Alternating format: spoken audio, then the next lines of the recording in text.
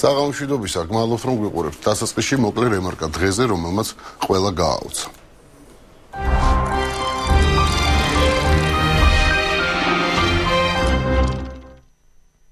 2012 წლის 26 სექტემბერი, როგორც ჩანს, დიდხანს დარჩება ქართველი ერის მეხსიერებაში. ერთი შეხედვით დღეს ერთი ჩვეულებრივი სექტემბრის დღეა. მზე ზომიერად ათბობს, ხეების ფოთლები უკვე შეუყვითლდათ და ასე შემდეგ. თუმცა საინფორმაციო ველზე მიმდინარე მოვლენები ადასტურებს, რომ ეს ჩვეულებრივობა მოჩვენებითია. 26 სექტემბერი სინამდვილეში საოცარი დღეა. იმ გაგებით, რომ დღეს ახალი ამბების პრაქტიკულად ყველა გმირი ერთბაშად გაოცდა. პირველი საფრანგეთის ხელისუფლება იყო. მიზეზი საქართველოს პროკურატურის მიერ გუშინ გავრცელებული კადრები გახდა.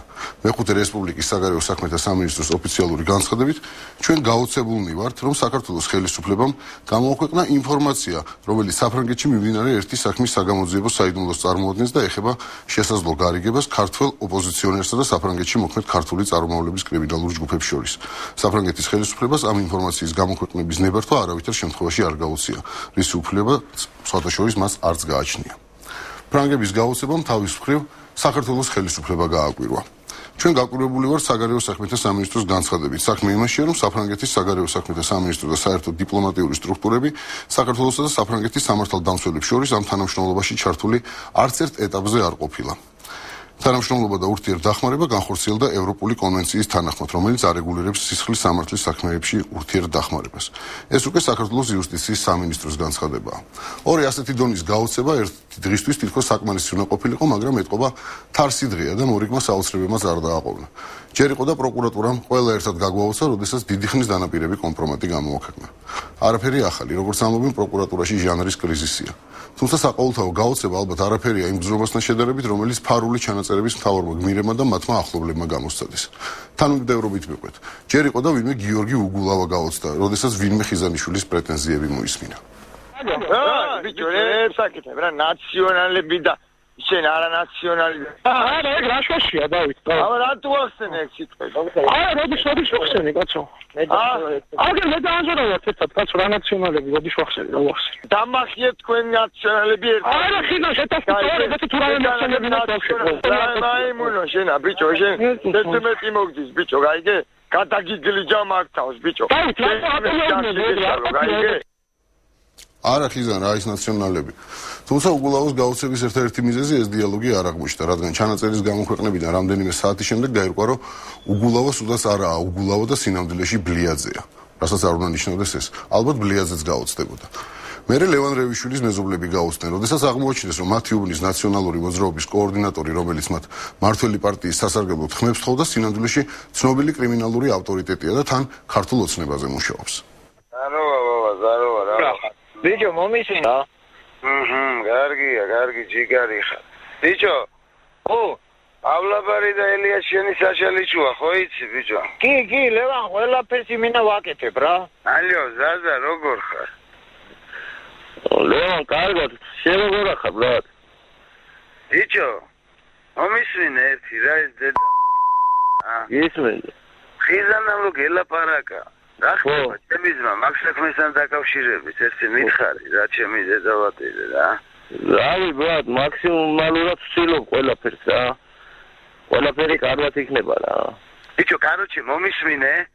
ეს შეგები უნდა გადმოკაჩო რა, უეჭველი, ოცნებისკენ ჩემი დედა. მეცდები, ჩემი დედავატირე, არ გამაგონო კაცს სიტყვა გაქვს ნათქვამი ძმაო. ეგ სიტყვა უეჭველი უნდა შესრულდეს და ეს საქმე უეჭველი უნდა გაკეთდეს რა ბიჭო რა. კი, ბრატ, კი, ბოზი ყველანაირად ვეცდები ძმაო რა. ბრავო, ჩემი ძმა, შემოგეწ. კარგად, ჩემ. ვიცი, ბრატ, რა ნელ-ნელ. ბიჭო, რაზე გირეკავდი? იდანას უნდა პავლოვიჩთან დალაპარაკება და ტელეფონის გამორთული აქვს პავლოვიჩი.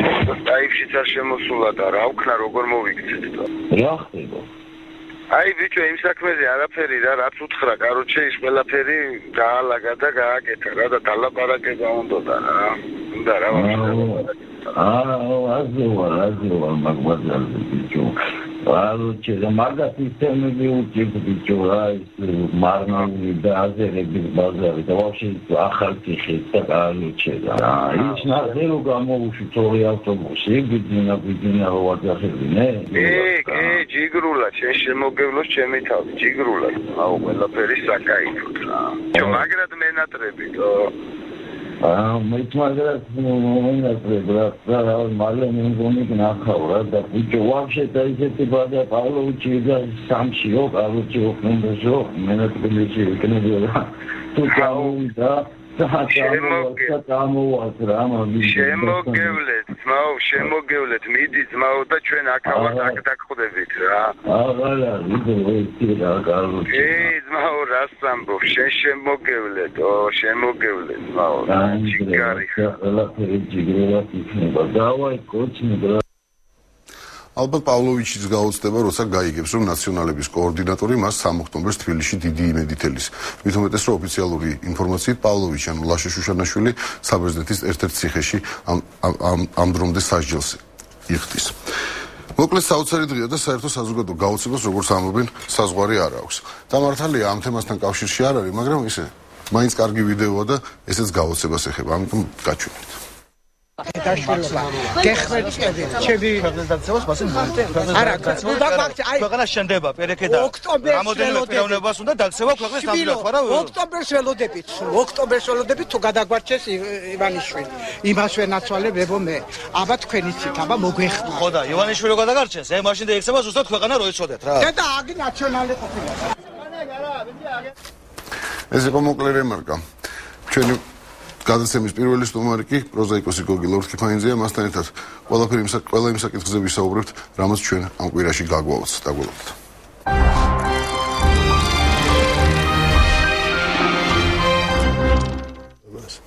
საამშნობის ბატონ გოგი მადლობა მოსვლისთვის ცოტა მძიმე კვირა გამოდგა ეს კვირა და რაღაც განსაკუთრებული პროცესები მიმდინარეობს მოგესალმები თქვენ მიესალმები მაყურებელს ნუ კვირა მძიმეა წინასაარჩევნო ბოლო კვირაა დარჩენილი და ელოდით იმას რაც ხდება ნუ პირველი ძალიან ხატუნად იყო ნათქვამი რომ გაოცებათა სერია დღევანდელი დღე ნუ ბევრ ადამიანს მათ შორის ნაწილობრივ მეც რაც წესით პროფესიიდან გამომდინარე არ მეკუთვნის ატროფირებული მაქვს უკვე ეს გაოცების ნეირონები ასე ვთქვათ თუ რეცეპტორები იმიტომ რომ ნუ აღარ გიგვრის კაც არაფერი სინამდვილეში ხო მაგრამ ის რომ დაზაბულობა მოიმატებდა არჩევნების წინ ეს აბსოლუტურად ცხადია გაგვიკვირდა ყველას უფრო სწორედ ზალზე შეიცვალა პოლიტიკური სიტუაცია ცნობილი კადრების მერე მე მგონი რადიკალურად ანუ ციხის კადრებს გაოცებული ვარ იმაში ციხის კადრებს რა გაოცებული ვარ იმით თუ რა თყილად დაიხარჯა ამდენი ენერგია და ფული ამდენ სოციოლოგიურ კვლევაში ისე კაცმა რო თქვას არა ამდენი ერთი თვე იყო ამაზე ლაპარაკი ამ დროს ჩემი დღევანდელი ვარაუდით ყოველ დღე რაღაც ახალ-ახალი ციფრები უნდა იყოს ასეთ კვლევებში თუ ესეთი ერთი ვინ არის ამაში ამტარებელი და მეორეც ერთი აი ჩემი პირადი გზნობით ახლა ამას მე ვერ დავამტკიცებ და რაღაც მართლმა პარტიამ მხოლოდ ამ კადრების ხარჯზე დაკარგა 1/4 ხმების მაინც ნუ შეიძლება მე ვწდები მაგრამ არ ამგონია რომ დიდად ვწდებოდა ყოველ შემთხვევაში დიდ ქალაქებში ის რაც ნახეთ თუ იცოდით ამის შესახებ მე ამაზე სხვათა შორის დავწერე ლიბერალში პატარა ისა სონეტი 66 ნუ არა აქ ახლა დიდი მნიშვნელობა ყველამ ჩვენ რაღაცა ვიცოდით მაგრამ რაღაცა ასე ვთქვათ ვიზუალიზაცია როცა ხდება აშკარა ფაქტების როდესაც უკვე ასე ვთქვათ ეს უკვე აი იმდენად ცხადი ხდება რომ რეაგირება და სადღაც ამის გადამალვა ასე ვთქვათ ზურგის ტვინში ხდება შეუძლებელი და ამას მე აქვს რა თქმა უნდა პოლიტიკური მნიშვნელობა წინასაარჩევნო პერიოდში საერთოდ ამას დიხმარეს ესეთ სიტყვა არის ნახმარი კომპრომატების ომნედისო საქართველოში მე მართალი გითხრათ არ მგონია რომ ეს არის სწორი განსაზღვრება იმიტომ რომ ის რაც ნახეთ ჩვენ ეს არ არის კომპრომატი კომპრომატი არის დღეს თქვენ აჩვენეთ ის შეიძლება ჩემი აზრით არის საკმარისად სუსტი კომპრომატი მაგრამ რაღაც კომპრომატი ხო იდეაში კომპრომატი ის არ არის კომპრომატი ის არის დანაშაული კაცობრიობის წინააღმდეგ ამაზე უკვე მაპატია და 45 წლიდან ტომებია დაწერილი იყო რეჟიმები რომლებიც თვითონაც კი მიდიოდნენ თქვენ წარმოიდგინეთ ეს საბერძნეთის შავი პოლკოვნიკები და რაღაცები რო იყო თვითონ პინოჩეტიც კი წავიდა ბოლოს და ბოლოს იცით იმიტომ რომ როდესაც ხდება ასეთი ტიპის ხდება კი არა ხდებოდა ვიცოდით ხო ამბობთ რა ახლა როცა ხდება ამის ვიზუალიზაცია როცა ეს ხდება ცნობილი როდესაც ნუ შენ ასე ვთქვათ ვინც ზევით არის ის ჯერ ამის გამო უშვებს ერთ ასე ვთქვათ კლიუჩნიკს მეორე უშვებს კლიუჩნიკის სიტყვა მე ახლა გავიგე. ის მერე უშვებენ ამის მის უფროს, მერე მინისტრი მიდის უცებ რომელიც წინა დღეს არცაცასვლას არ აპირებდა თავის თავს. მერე მეორე მინისტრი მიდის და ამას ბოლო არა აქვს, რაღაც სინამდვილეში, ხო? თუმცა იქაც გაოცების მომენტი იყო, ხან შემთხვევაში. არა, ეს არის აი ავალონში, ეს არის იცით, აი ისეთი შტაბი-შტაბი დარჩა რომ პრეზიდენტს ბაჩო ახალაიას, ხათუნა კალმახელიძეს და სულს გაუკვირდათ. ნუ თუ ეს ხდება ჩვენს ციხეში. ჩვენ ასაკში ამაზე სერიოზულად ლაპარაკი არ შეუძლებელი. ამ ტიპის რეჟიმებში როგორ შეიძლება ვინმე ამე არ იწოდეს, რას იტყვის ეს სხვა ამბავია, მაგრამ ფაქტია რომ ასე ვთქვათ, აი ეს ღობეები რომლებიც სულზე და დონემდე მიდის, ნელ-ნელა თვითონ დაეცა. ეხლა იქ რაღაცა ჩვენს ვისაუბრეთ, არ არის დასამალი, რაღაც ხმები რო წავიდა, რაღაც კომპენსაციებზე და პრემიებზე. ბატონო, ეს დაუდასტურებელია, ხო და ძალიან საინტერესოა რა. შეიძლება ჭორი იყოს, ახლა ბევრი ჭორი ვცელდება, ახლა მეც არ მინდა, ახლა 100%-ი რა თქვა, მაგრამ ვერც ვიტყვი, საიდან უნდა ვიცოდე, მაგრამ ნუ ხა გაოცების დღეა და გაოცდეთ. იცით რა არის, მე ესეთი დაკვირვება მაქვს, არ ვიცი, აი თქვენ როგორც ნებავთ უფროსმა, ნებავთ როგორც პროზაიკოსმა. ჯობია პროზაიკოსმა. კი ბატონო, აი ის რაც ნახეთ ციხის კადრებს გულისხმობ. იმის შემდეგ არაფერი საოცარი აღარ არის ამ ქვეყანაში, იმიტომ რომ ეს ცოტა გახსნა ყველანაირი ჩარჩოვი ყველაფრის. არა, აი დრამატიზება რო ზედმეტი არ იყოს პროზის იმაში რო დავჭერ და არა პოეზიის ასე ვთქვათ, რა. რა თქმა უნდა, ესეთი რამები დედამიწაზე ხდებოდა. ადრეც რო ვიყავ თქვენთან, ჩვენ ვილაპარაკეთ გარკვეული ტიპის რეჟიმებზე. დედამიწაზე ბევრი სისასტიკე ხდება. ცუდია რომ ეს ჩვენთან ხდება. ეხლა სინამდვილეში რსა კომპრომატების ზომი ვახსენე და ის კომპრომატი არ არის მეთქი, ეს დანაშაულია და ეს დაუშვათ კომპრომატი კიდე როგორ და არა ეს კიდე სხვა ამბავია, მაგრამ ჩვენთან არ არის კომპრომატების ზომა. ჩვენთან არის ნამდვილი წინა საარჩევნო შერკინება, ეგზისტენციალური ხასიათი, საით წავა საქართველო, ანუ გახდება ის დემოკრატიული ქვეყანა ბოლოს და ბოლოს, აი ამდენი გამოსთვის მერე. თუ დარჩება მაპატიეთ და სექტის ხელში, რომელიც რაღაც ასე ვთქვათ, აქამდე მაპატიეთ აბოლებდა ამ ხალხს და დასავლეთს ამდენი ლოზუნგით, რამდენიმე კარგი შენობის მშენებლობით, რაღაც გზების დაგებით ადამიანების ხარჯზე, ნუ ამას სხვა რეჟიმების აკეთებდნენ ახლა ეგრე ხო არ არის. და ან ესე წავა, ან ესე რა. ფიქრობთ რომ დასავლეთ მე მგონი დასავლეთსაც ამოვიდა ხელში. ნუ იცით რა, ახლა ისტორიული პროცესი მიდის ნელა. აი როგორც სამართალი, რომელიც აი როგორც აკლები ბოლოს და ბოლოს ან ურემით რომ მიდისო რა.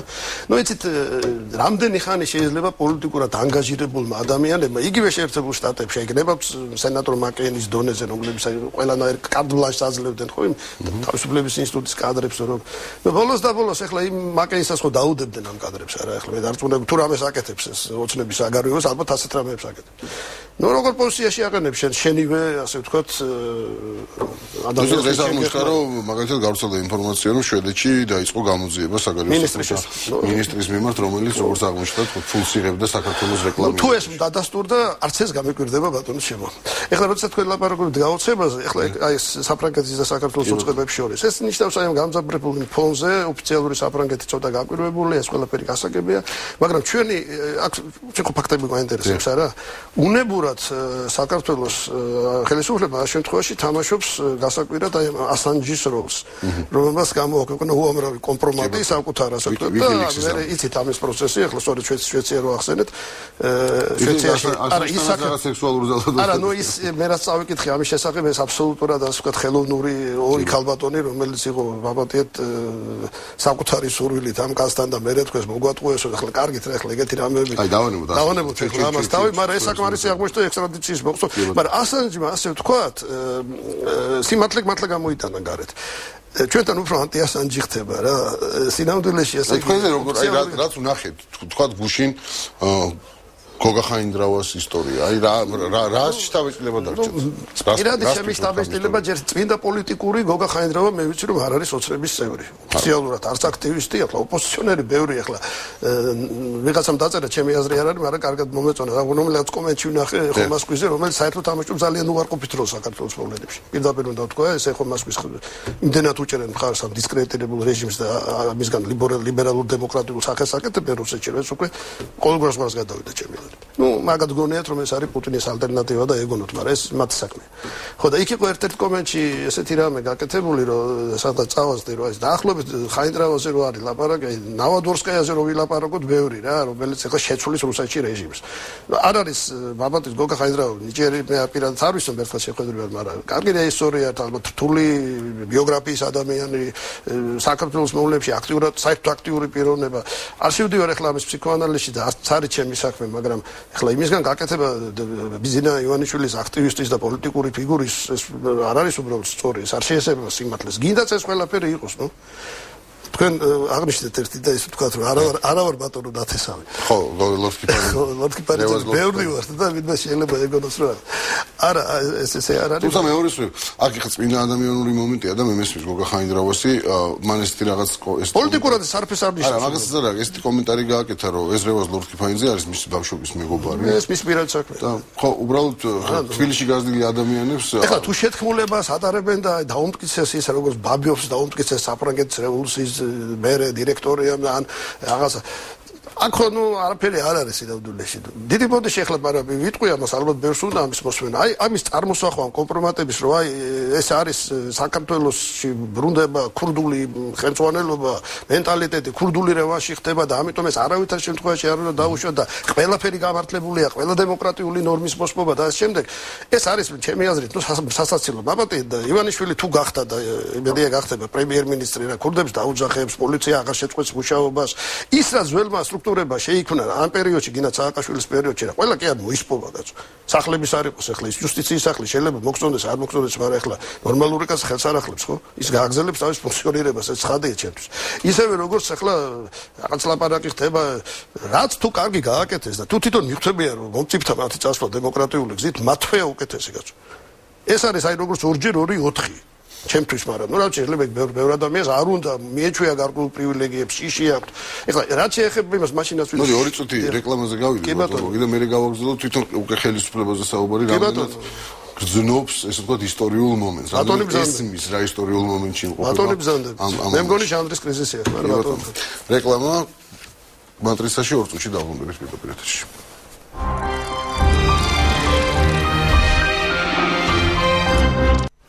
პროზაიკოსი გოგი ლორდ კიპარიძე არის მატრიცის სტუმარი, ჩვენ ვსაუბრობთ გასული კვირის მოვლენებზე და ახლა მისული ვარ თემაზე, რამდენად აცნობიერებს ხელისუფლება მდგომარეობას, რომელშიც აღმოჩნდა. აქ ვიყავით ბატონო ვითხოვს.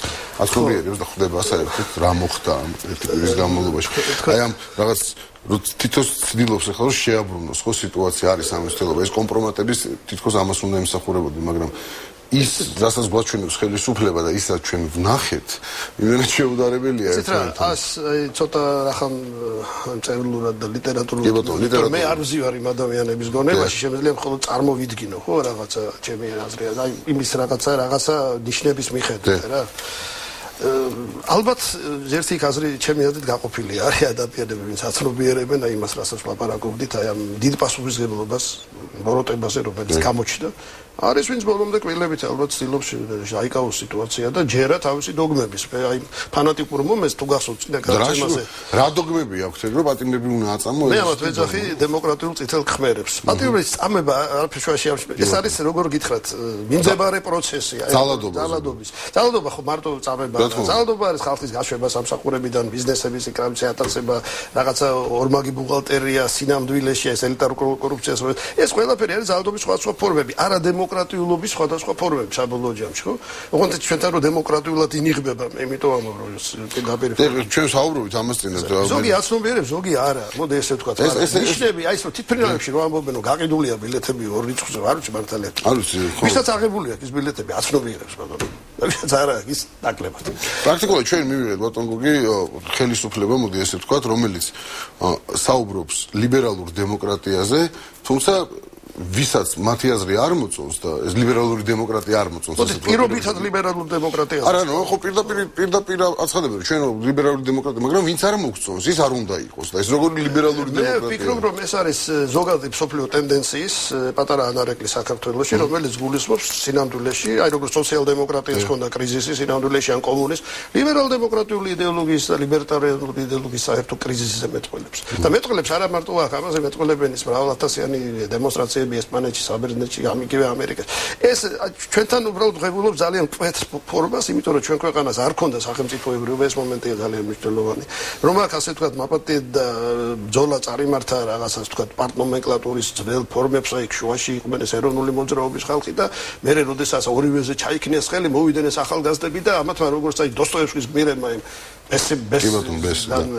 ეშმაკებიდან ან გნებავთ უფრო კარგი მაგალითიც არის სხვათა შორის უფრო დადებითი მათთვის რასკოლნიკოვის მაგალითი სხვათა შორის ეხა ის რა იმიტომ რომ ის არის კაცი რომელიც მართალია კლავს მოხუცქავს მაგრამ სინამდვილეში როგორ იდეები ამოძრავებს ესეც ხო ერთი მასია ეხა გამახსენდა რომ ესეთი ტიპები არ მახსოვს ის სტატია მაგრამ ერთ-ერთი უცხოელი მკვლევარი წერდა რუსეთზე უკრაინაზე და საქართველოზე როგორც რუსი ლიტერატორების ნაწარმოებებს ადარებდა ამას და საქართველოს ზუსტად დოსტოევსკისთან შედარებით, თუმცა მართალია არა ეშმაკებთან, არამედ ძმებ კარამაზოვებთან და აი ესეც მე ორი სხვა თქვი, მაგრამ ეს უკვე დოსტოევსკის გენიაზე. ხო, ეს ძალიან ისეთი პარალელია, ხა თქვენც იქ მიხვედით ეს პრაქტიკულად. ო, არა, იმიტომ რომ ნუ მართლა მიუხედავად მისი რუსულ-პოლონური ასე ვთქვათ ფესვებისა დოსტოევსკი ეკუთვნის მსოფლიოს და ისევე როგორც ახლა გერმანელი ფაშისტები კლაუდენ ებრაელებს, მაგრამ ალბათ ებრაელები უსმენენ ბეთჰოვენს, არა?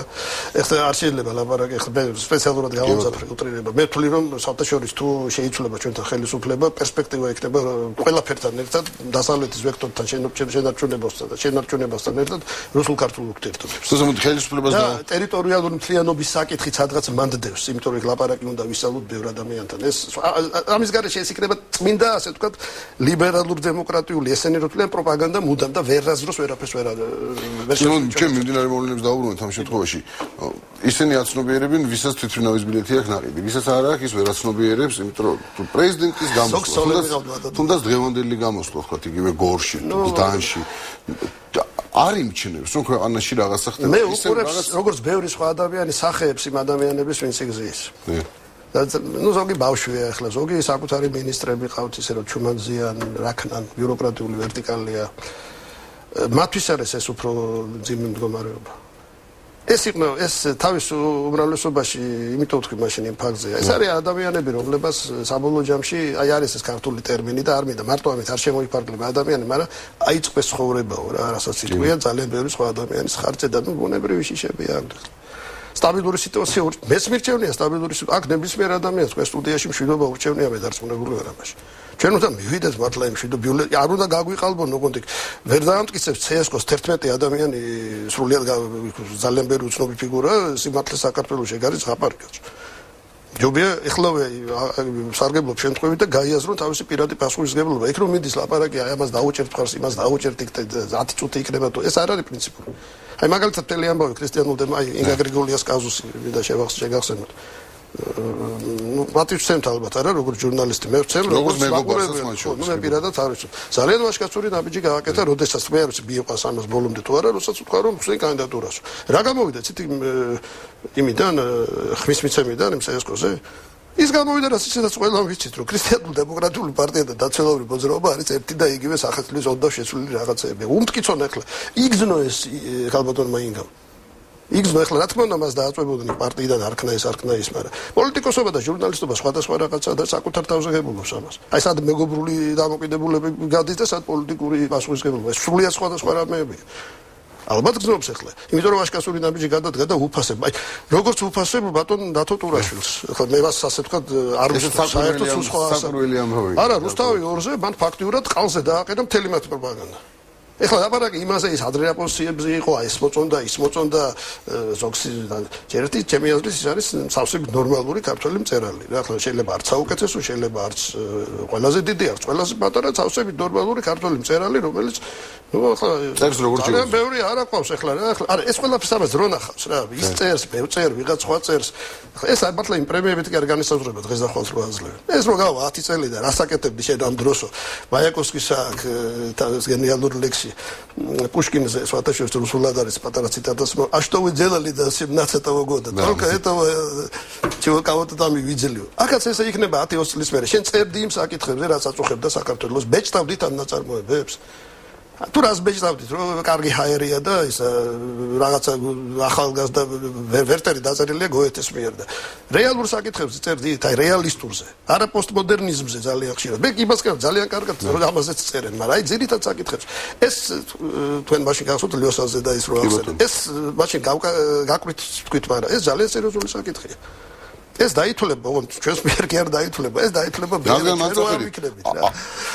ითხოვს და დათოტორაშვილს უბრუნდები ძალიან კარგი რამე ქნა მაინც მე დავასრულებას და პირიქით აი კოლეგიალობას უცხადებ საერთოდ წერლებს კოლეგიალობა არ აქვს ეს იწოდება ძალიან ამბიციური ისეთ თავკერძა ხალხი ვართ ყველას გონია თავი რაღაც ყველანაირად არ გამოდის ეს არ არის ჰოკეი არ არის ფეხბურთი და არ არის კალათბურთი რაც კოლექტიური თამაში ეს ძალიან ინდივიდუალურია ხო იმათაც დიდი წარმოგვიდგენა აქვს საკუთარ თავზე ხო არა იქ რო თვითონ პროფესია ისეთი რაღაც შეიძლება გუნდი ხარ რა პოლიტიკაც გუნდია სხვა ხო და ეს საკითხები ძალიან მნიშვნელოვანია და კაცმა თქვა სიმართლე კაცო ნუ ხა ფლატ პრაიმ ტაიმი არ იყო მაგრამ ბევრი უყურებდა ვიცი რედაქცია მოულოდნელად სახტად დარჩა კაცმა თქვა რაც ბევრს ადამიანს გულზე ედოდა ვერ ბედავდა და დაუფასეთ რა მე ვთვლი რომ ძალიან კარგია რა თუმცა მან კიდე ერთი სიმპტომი იყო და ეს სიმპტომი ძალიან კარგად ჩანს განსაკუთრებით სოციალურ ქსელებში ჩანს და თქვენ აქტიური მომხმარებელი ხართ. ნუ შედარებით ახლა ჩემზე აქტიური როგორ კი რა თქმა უნდა, მაგრამ აი როგორ იმ კადრებმა როგორ შეცვალა თვითონ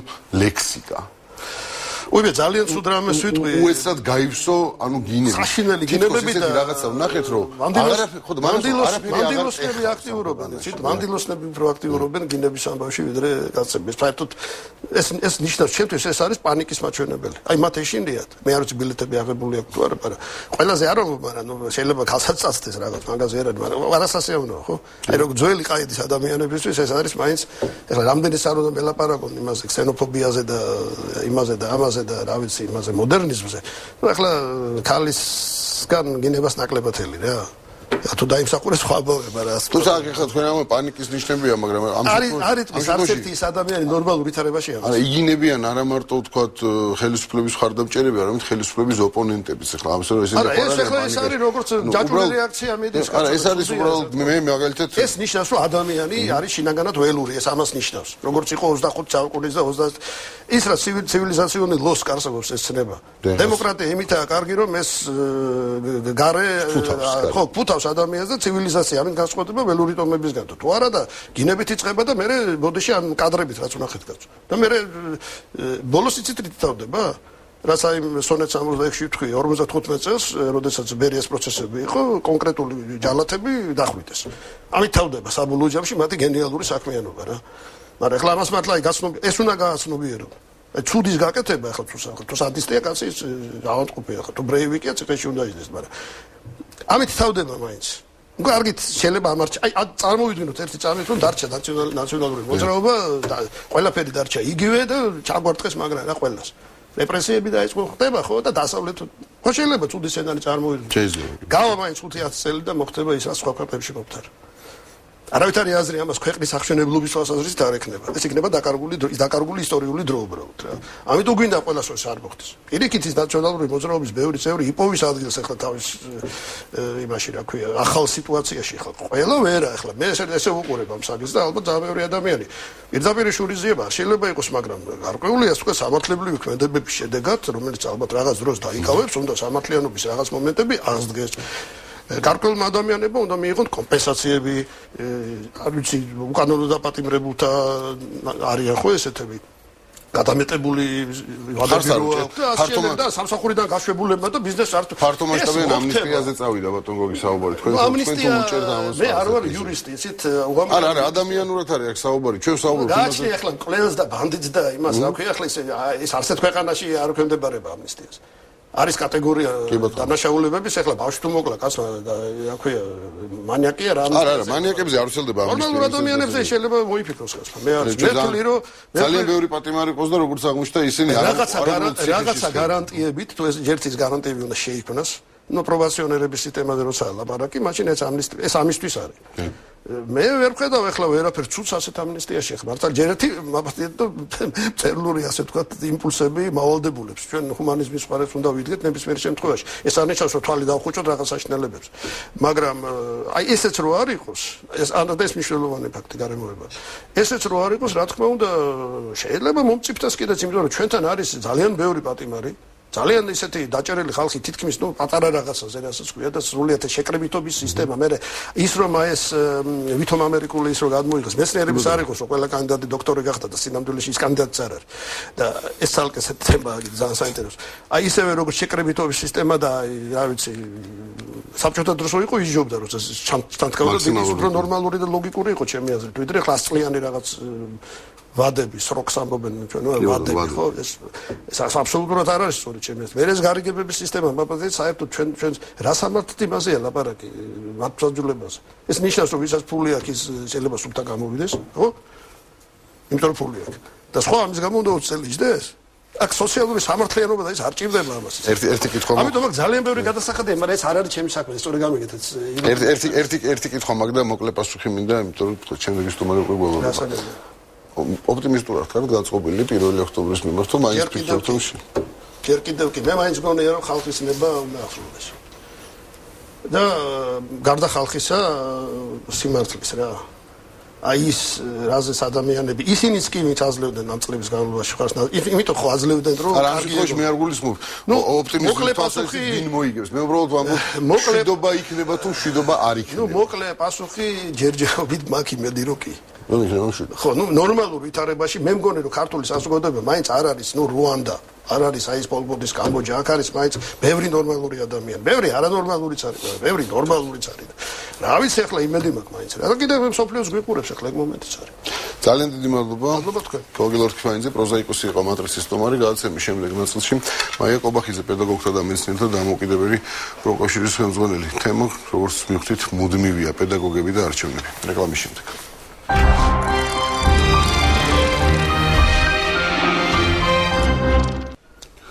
არჩევნები და პედაგოგები მატრიცაში ერთ-ერთი ეს შეიძლება ითქვას გამჭოლი თემაა. ჩვენ ხშირად საუბრობთ იმ თემაზე, არის თუ არა ზეწოლა პედაგოგებზე, აიძულებენ თუ არა მათ მონაწილეობა მიიღონ სხვადასხვა ტიპის სახელმწიფო ღონისძიებებში. დღეს ქობულეთში გადაღებული ვიდეო ადასტურებს, რომ არა თუ მხოლოდ პედაგოგებს, არამედ ხშირ შემთხვევაში ბავშვებიც კი იძულების წესით მიიღოთ ღონისძიებებზე, რომელსაც ადგილობრივი თუ ცენტრალური ხელისუფლება მართავს.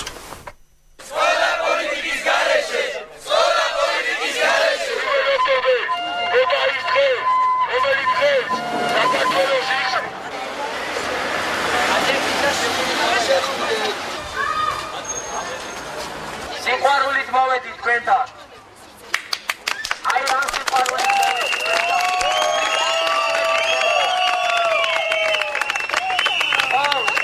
ჩემო ქობულეთელებო, მინდა ხელისუფლება, რომელიც ასე ექცევა თავის ადამიანებს თავის პატივში.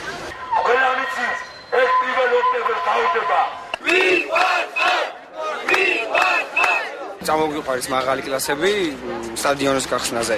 როგორც გავიგეს, იქნა მოსულიყო პრეზიდენტი და ქვეყანაში მიმდინარე მოვლენებთან დაკავშირებით ჩვენ ამ მოვლენებს ვუყურებთ ყველა ტელევიზიით და განვაცხადეთ პროტესტი და ჩვენ არ მიგვაჩნია სწორად, რომ ამ დროს საქართველოში ხდება ახალი ობიექტების გახსნა და ბედნიერი სახეებით იქ ადამიანების დასწრება და ამიტომ ჩვენ თქვით პროტესტი. დირექტორებისგან იქნა მოთხოვნა, რომ სკოლებიდან უნდა გავსულიყავით მაღალკლასელები და უნდა მივსულიყავით სტადიონის გახსნაზე, რადგან დავალებული ჰქონდათ ამ თავრობისგან დირექტორებს, რომ ბავშვები ძალა უნდა ქონოდათ, მათი აზრით ძალა უნდა ყოფილიყო ბავშვებისგან, მაგრამ ჩვენსგან ძალა არ იქნება, რადგან არ გვინდა ეს თავრობა. ჩვენ იქ ვიყავით ძალიან ბევრი, ვისაც უნდა პროტესტის ნიშნად წამოსვლა და ვერ მოახერხეთ ყველასთვის თქმა, რომ დროულად დაეტოვებინათ, რომ მერე დაიკეტებოდა კარები და ვეღარ გამოვიდოდნენ. ვინც მოვასწარეთ, ისინი გამოვავდექით და წამოვიდით. ეხლა ისინი იქ არიან, ნახევარზე მეტი და ალბათ ვერ ახერხებენ გამოსვლას და ჩვენთან ერთად დგომას. პედაგოგთა და მეცნიერთა დამოუკიდებელი პროკავშირის პრეზიდენტი მაია კობახიძე მატრიცაში.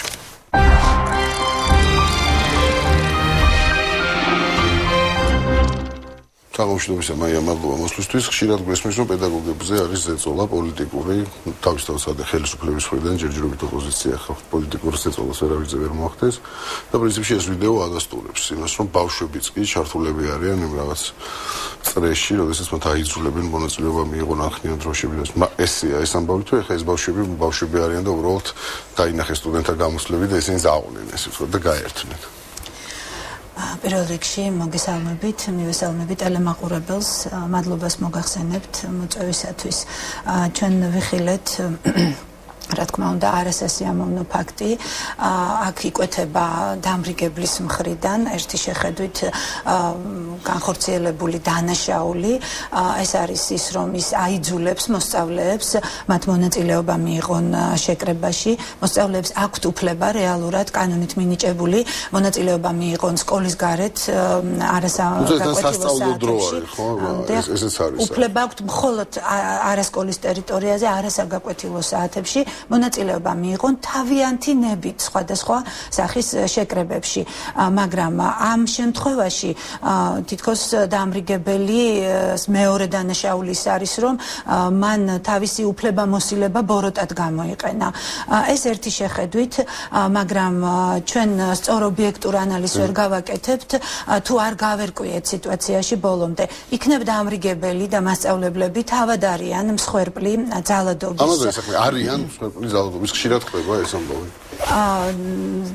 ზოგადად ძალადობის მსხვერპლი არის არა მხოლოდ პედაგოგები პედაგოგთა პროფკავშირიც და ძალადობა არის არა მხოლოდ ფიზიკური ფორმით ამ შემთხვევაში არის მორალური და ფსიქოლოგიური ძალადობა როგორ აიძულებენ მასწავლებელს მონაწილეობა მიიღოს რაიმე ღონისძიებაში რომელშიც მას მონაწილეობა არ სურს მასწავლებლები მოდი ესე ვთქვათ მე თვითონ პედაგოგების ოჯახიდან ვარ და ამიტომ მე ვხერხულება ახლა ამ თემაზე ლაპარაკი მაგრამ პატივსაცემი ნორმალური წესიერი განათლებული ინტელიგენტი ხალხია როგორც საქართველოში ამბობენ ხო როგორ შეიძლება ნორმალურს დასულ განათლებულ ადამიანზე მოახდინო ძალადობა ისე რომ მან გააკეთოს ის რისი გაკეთებას არ სურს რაც ეწინააღმდეგება მის რწამს ცოტა მიჭირს ამის გაგებულება ეს არის მათზე განხორციელებული ფსიქოლოგიური მორალური ძალადობა ეს არის დაშინება პედაგოგების და მოდით მე საუბარს დავიწყებ იქიდან დღეს არის თუ არა სკოლა დამოუკიდებელი როდესაც ჩვენი ხელისუფლების წარმომადგენლები აქტიურად ღაღადებენ ამაყად აცხადებენ სკოლა არის ავტონომია რეალურად როგორი მდგომარეობაა საქართველოს საჯარო სკოლებში როგორი საკანონმდებლო ბაზა შეუქმნეს პედაგოგებს დაშინების და დამონების მიზნით. როგორც ყველასათვის ცნობილია 2005 წელს დაიწყო განათლების სისტემაში რეფორმა. სკოლების დეცენტრალიზაციის მიზნით შეიქმნა უმაღლესი თვითმმართველი ორგანო, ეს არის სამეურვეო საბჭო და სამეურვეო საბჭოს შემადგენლობაში შევიდა თანაბარი რაოდენობით მასწავლებლები, მშობლები, ერთი მოსწავლე. აგრეთვე ადგილობრივი თვითმმართველობის ერთი წარმომადგენელი, მაგრამ მას არ ჰქონდა უფლება ყოფილიყო სამეურვეო საბჭოს თავმჯდომარე. 2008 წელს კანონში შევიდა ცვლილება, რომლის თანახმად უკვე ადგილობრივი თვითმმართველობის წარმომადგენელს სამეურვეო საბჭოს წელს უფლება ჰქონდა ყოფილიყო სამეურვეო საბჭოს თავმჯდომარე. ამას დაემატა მე მანდატურები. შემდეგ უკვე არა კიდევ შევიდა 2009 წელს ცვლილება ზოგადი განათლების შესახებ საქართველოს კანონში, რომლის თანახმად უკვე სამეურვეო საბჭოში ერთი წევრი ცენტრალიზებული წესით უნდა წარგზავნოს განათლებისა და მეცნიერების სამინისტრო. დანიშნული ცენტრალიზებული წესით. ამასთან გაუქმდა რომ დირექტორს ამტკიცებდა სამეურვეო საბჭო და დირექტორს ახლა ამტკიცებს მინისტრი, რამდენადაც მე ვიცი. სამინისტროს აქვს უფლება პირველივე სამეურვეო საბჭოს მხრიდან დირექტორის არარჩევის შემთხვევაში დაითხოვოს სამეურვეო საბჭო. შედეგად მივიღეთ რა სკოლას აკონტროლებს ადგილობრივი თვითმმართველობა, სკოლას აკონტროლებს განათლებისა და მეცნიერების სამინისტრო, სკოლის დირექტორებს აკონტროლებენ რაიონული რესურს ცენტრების ხელმძღვანელის ხელით, ხელმძღვანელის მხრიდან. ანუ ეს იგივე სისტემაა, როგორც თქვა ჩემ ბავშვობაში იყო, როდესაც იყო როგორ ერქვა რონო ტონო, ხო, ანუ თბილისის განათლების რაღაცა განყოფილება, ხო, რაიონის 1 მაისის განათლების განყოფილება. იგივე სისტემა გვაქვს, ხა და მეტნაკლებად ნუ სამეურვეო საბჭოა. ახლა არსებობს ასეთი სტრუქტურა სამინისტროსი, რაიონული რესურს ცენტრი. ეს ხო და იგივეა, რა მნიშვნელობა გრას და.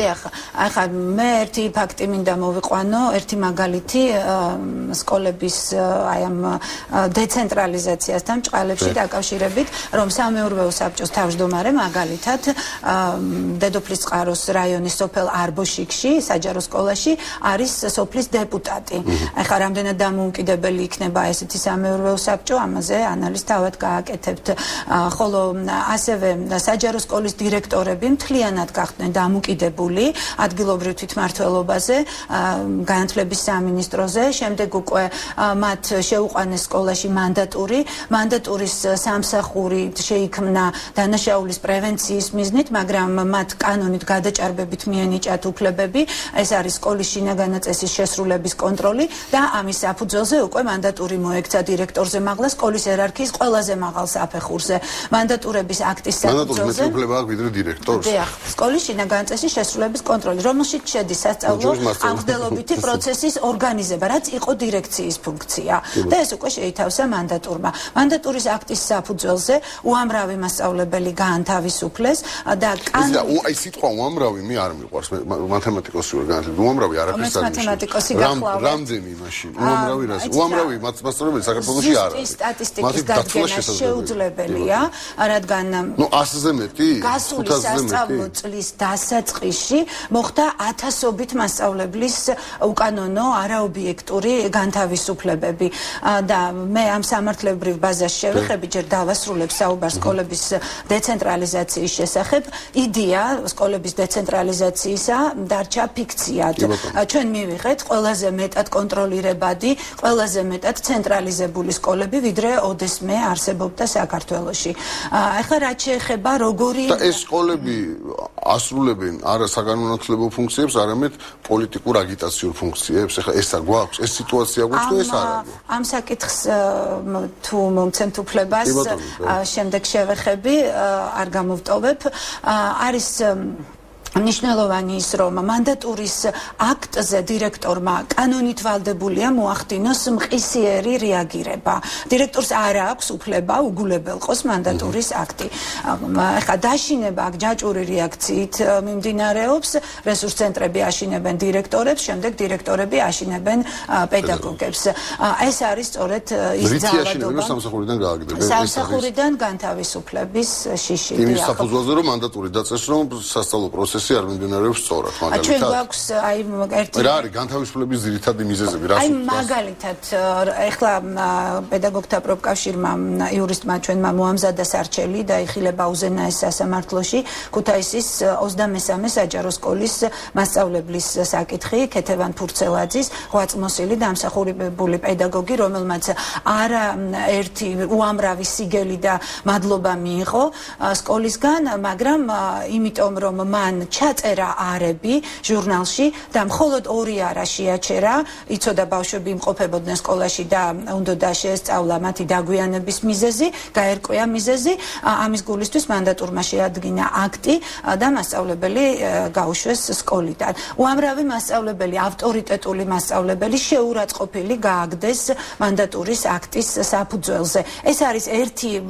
ძალიან მარტივია და პრინციპში ყოველთვის შეგიძლია მოედაო პედაგოგს რაღაცაზე, ხო ეხლა რა თქმა უნდა, ანუ სკოლაში მაგალითად საკლასო ოთახები მასწავლებლებს გადაუქციეს საკნებად.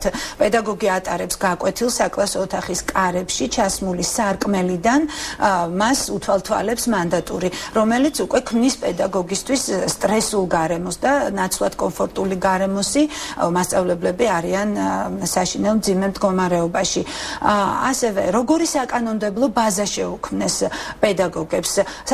სამართლებრივი ბაზა, რომელიც მთლიანად არის მორგებული დამსაქმებელზე, ესე იგი ხელისუფლების ინტერესებზე და აბსოლუტურად უგულებელყოფილია დასაქმებულთა ინტერესები.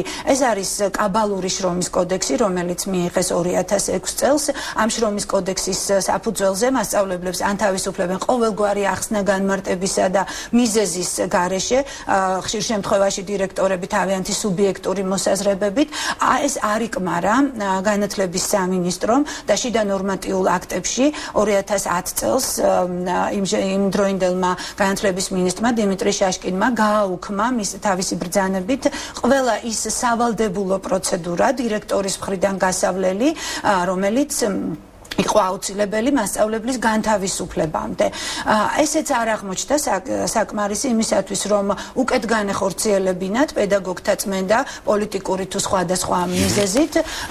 გასულ სასწავლო წელს 2011-2012 წელს გულისხმობ დაიწყო საქართველოში დიმიტრი შაშკინის სიტყვიერი გაფრთხილებით მავნე ტენდენცია მოკლევადიანი ხელშეკრულების გაფორმების.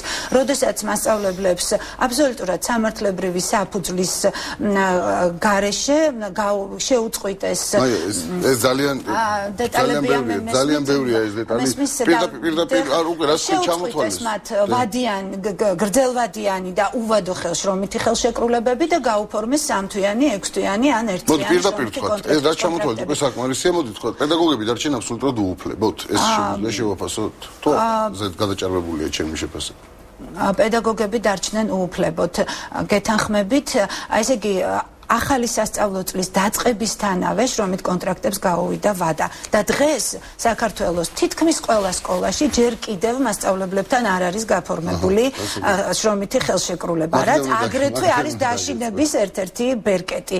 რამდენად ხშირია თქვენი ინფორმაციით წმინდა პოლიტიკური თვალსაზრისით ზეწოლა პედაგოგებზე? ჩვენ პოლიტიკური ნიშნით განთავისუფლებულმა პედაგოგებმა, რომლებმაც მოგვაკითხეს, მათი რაოდენობა არის 19 და არიან მასწავლებლები, რომლებმაც მიაკითხეს სხვადასხვა არასამთავრობო ორგანიზაციებს. ჩვენ რა თქმა უნდა მათ სამართლებრივი დახმარება აღმოუჩინეთ. ასევე მინდა გითხრათ, რომ ერთი სიტყვით ჩნდება შთაბეჭდილება, რომ ხელისუფლებამ პედაგოგთა რეპრესირებისათვის დიდი ხანია იზრუნა. მათ შეუქმნეს მასწავლებლებს ისეთი სამართლებრივი ბაზა, რომ პედაგოგთა განთავისუფლების პროცესი ბრჭყალებში მოაქციეს თითქოს სამართლებრივ სივრცეში. ეს არის ის ძირითადი მიზეზები, რის გამოც მასწავლებლები არიან დაშინებულები, ისინი მზად არიან შეასრულონ თითქმის ყველანაირი დავალება, რომ არ დარჩნენ სკოლის გარეთ. ხელისუფლებას ბოროტად სარგებლობს, მაგრამ მზად ყოფნით შეიძლება ითქვას. აი ეს შემთხვევაც რა კადრებით გადაცემის დასაწყისში ვიხილეთ, ესეც მეტყველებს ამაზე. ჩვენ არ ვიცით, როგორი ზეწოლა განხორციელდა თავად დამრიგებელზე, როგორი დავალებები მისცეს და რამდენად მსხვერპლი არიან მასწავლებლები ყველა აი ამ ქვეყანაში განვითარებული მოვლენების. ძალიან დიდი მადლობა, მაია სამწუხაროდ დრო არ რჩება, მაგრამ გვექნება საშუალება კიდე და უკვე ალბათ არჩევნების გადაივლის და მე პედაგოგებზე უფრო მშვიდად ვილაპარაკებ და უკვე საკანონმდებლო ხარვეზების განხილვა შეგვეძლება უფრო მშვიდად. აი სტუდენტების პროტესტმა ძალადობის წინააღმდეგ კიდევ ერთხელ ნათლად დაგვანახა, რომ პედაგოგის უმთავრესი მისია არის აღზარდოს დამოუკიდებლად მოაზროვნე თაობა და სახელმწიფო მას ყველანაირი პირობა უნდა შეუქმნას მასწავლებელს ამისათვის, რომ შემდგომ უკვე ჩვენმა მომავალმა თაობებმა შეძლონ ობიექტური გადაწყვეტილებების მიღება და მასწავლებლებმა უნდა გადალახონ შიშისა და სხვა ბარიერები. არ უნდა შეეგუონ უკანონო ქმედებებს, მათზე განხორციელებულს. ყოველი მათ მიმართ განხორციელებული ზეწოლა უნდა გახადონ საჯარო. და ბოლოს მე ვიტყოდი, რომ პედაგოგების შემდგომი ღირსების განსაზღვრელი არის არჩევნები, თუ როგორი მოქმედებენ საარჩევნო კომისიებში მონაწილე მასწავლებლები, როგორ შეასრულებენ კანონის მოთხოვნებს, რამდენად დააფასებენ პატივსცემენ თითოეული მოქალაქის და მთლიანად მოქალაქეების არჩევანს, ეს იქნება უმთავრესი ტესტი ამ ინსტიტუტის საზოგადოებაში ღირსეული ადგილის დამკვიდრებისათვის. მართალმზადებით ნამდვილად. დიდი მადლობა პედაგოგთა და მეცნიერთა დამოუკიდებელი პროფკავშირების პრეზიდენტი მაია ყობახიძე იყო მატრიცის სტომარი. გადაცემა პრაქტიკულად დასრულებულია. ზუსტად 8-ზე თქვენ გელით ვასილ მაღლაფერიძის კონსილიუმი, მე კი ხვალამდე გემშვიდობებით. მადლობა.